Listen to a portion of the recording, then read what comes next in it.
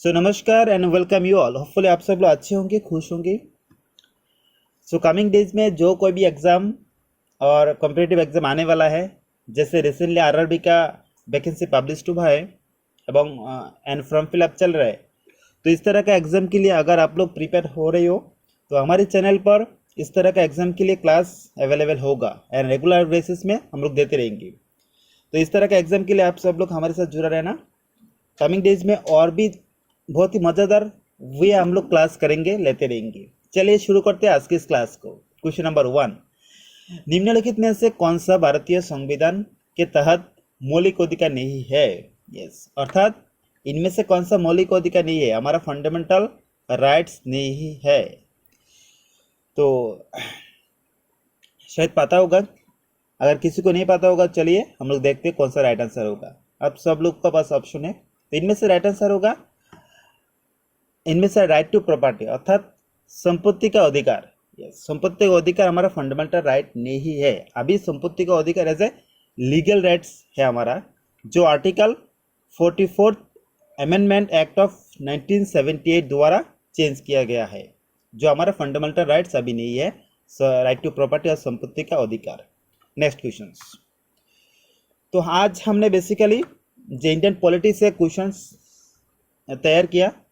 तो इस तरह का क्लास हमने पहले भी बहुत सारा किया है, Indian world geography and other topic से। आप सब लोग हमारे चैनल जाके चेकआउट कर सकते हो एंड ऑफ द क्लास। तो अपकमिंग डेज में भी वेरियस सब्जेक्ट के ऊपर हम लोग क्लास देते रहेंगे। आप लोग सब्सक्राइब करके हमारे साथ रुक सकती हो। क्वेश्चन नंबर 2, भारत के संविधान का अंतरिम व्याख्याता कौन है? यस, भारतीय संविधान का अंतरिम व्याख्याता कौन है? इनमें से राइट आंसर क्या होगा?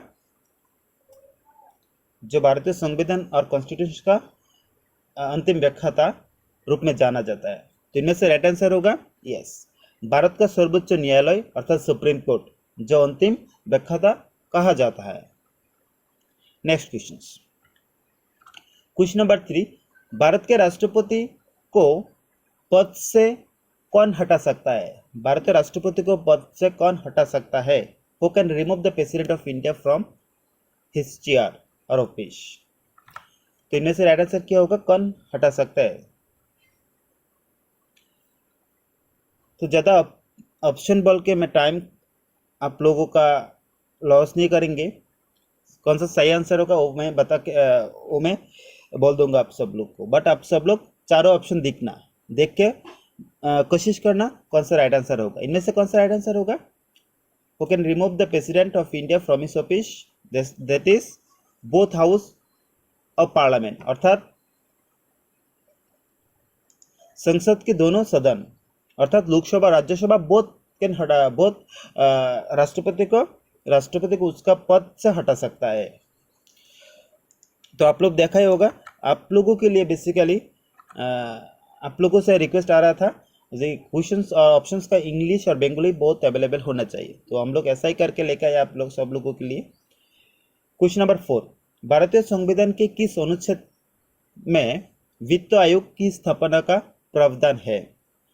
भारतीय संविधान के किस अनुच्छेद में अर्थात व्हिच आर्टिकल में जो वित्त आयोग अर्थात प्लानिंग कमीशन फाइनेंस कमीशन का स्थापना के लिए प्रावधान रखा गया है? तो इनमें से कौन सा आर्टिकल और अनुच्छेद होगा? इनमें से राइट आंसर होगा दैट इज ऑप्शन ए, अनुच्छेद 280 में रखा गया है, जो फाइनेंस कमीशन को एस्टेब्लिश करने के लिए प्रावधान। Next question. क्वेश्चन नंबर 5, किसी व्यक्ति के लिए राज्यसभा का सदस्य चुने जाने के लिए न्यूनतम आयु कितनी होनी चाहिए? अगर किसी व्यक्ति को राज्यसभा का सदस्य चुना जाना है, तो उसका मिनिमम एज क्या होना चाहिए? Yes, what is the minimum age required for a person to be elected as a member of the Rajya Sabha? Rajya Sabha में इलेक्टेड होने के लिए उसका न्यूनतम आयु कितना होना चाहिए? इससे कम नहीं होगा। ऑप्शन से आप सब लोग के सामने, तो निम्नलिखित ऑप्शन में से कौन सा राइट आंसर होगा? तो इनमें से राइट आंसर होगा राज्यसभा में चुने जाने के लिए न्यूनतम आयु होना चाहिए 30 ईयर्स, 30 वर्ष। यस, तो 30 ईयर्स होना चाहिए न्यूनतम आयु, इससे कम नहीं होगा राज्यसभा में चुने जाने के लिए। नेक्स्ट क्वेश्चन नंबर 6, भारत में उच्च न्यायालय के न्यायाधीश का कार्यकाल कितना होता है?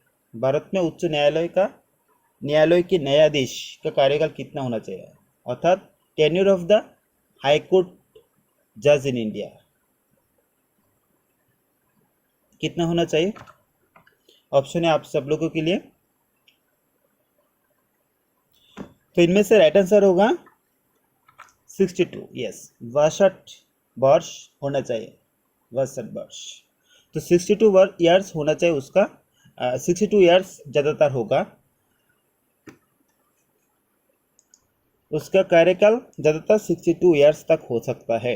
नेक्स्ट क्वेश्चन नंबर 7, लोकसभा को भंग करने का अधिकार किसके पास होता है? किसके पास है लोकसभा का अगर डिसॉल्व करना है तो किसके पास सो राइट है जो भंग कर सकता है, डिसॉल्व कर सकता है लोकसभा? इनमें से कौन सा राइट आंसर होगा जिसके पास पावर है लोकसभा को डिसॉल्व करने के लिए, अर्थात भंग करने का अधिकार? तो इनमें से राइट आंसर होगा भारत का राष्ट्रपति, प्रेसिडेंट ऑफ इंडिया। राष्ट्रपति का पास पावर होता है जो लोकसभा भंग कर सकते हैं फॉर वेरियस रीजन। ठीक है, नेक्स्ट क्वेश्चन नंबर 8, भारतीय संविधान के किस अनुच्छेद के तहत प्रधानमंत्री की नियुक्ति की जाती है? प्रधानमंत्री की नियुक्ति किस अनुच्छेद के तहत की जाती है? अब सब लोगों के सामने ऑप्शंस हुआ है, ऑप्शंस ऐसा है, इनमें से कौन सा राइट आंसर होगा जिसके तहत प्रधानमंत्री को नियुक्ति होता है? Under which article of the Indian constitution is the appointment of the prime minister made? इनमें से आर्टिकल होगा अनुच्छेद 75, 75। यस, अनुच्छेद 75 होगा जिसका अंदर प्रधानमंत्री की नियुक्ति की जाती है according to Indian constitution. Next question, केंद्र सरकार और राज्य सरकार के बीच शक्तियों की विभाजन के लिए प्रयुक्त शब्द क्या है? यस, वो शब्द क्या है जो केंद्रीय सरकार और राज्य सरकार के बीच शक्तियों और पावर की डिविजन होता है, डिवाइड होता है? इनमें से राइट आंसर क्या होगा ऑप्शन में से?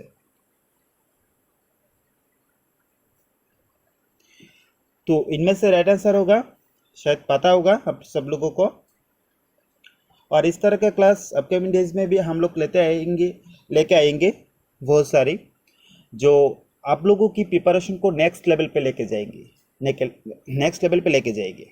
ठीक है, तो आप लोग ज़रूर हमारे साथ सब्सक्राइब करके जुड़ा रहना। हम लोग डेली बेसिस में ऐसा class from last few days और लास्ट फ्यू मंथ्स देते आ रहे हैं। तो इनमें से राइट आंसर क्या होगा?